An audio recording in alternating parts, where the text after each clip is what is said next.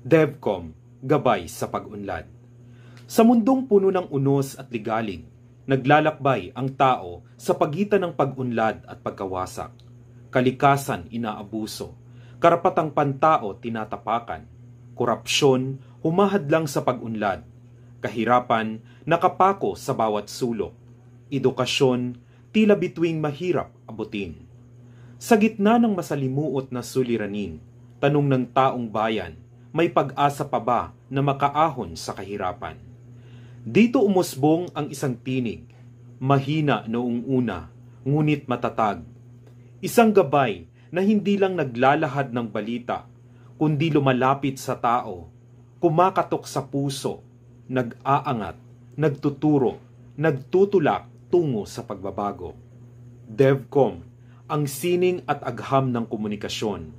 Sining sapagkat bawat salita'y hinahabi ng damdamin. Bawat tunog, larawan at kwento'y tumatagos sa puso ng tao upang maipadama na sila'y may halaga, may boses, may kapangyarihan.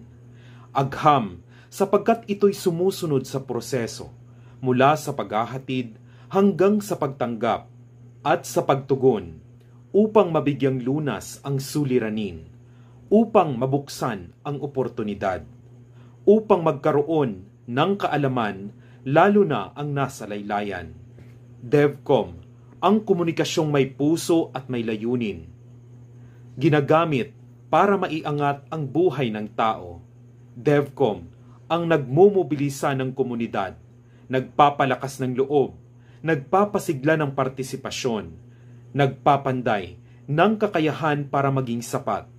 Sa DevCom, naniniwala na ang bawat tao ay may kakayahan, ang bawat pamayanan ay may potensyal, ang bawat kwento ay may simula ng pagbabago.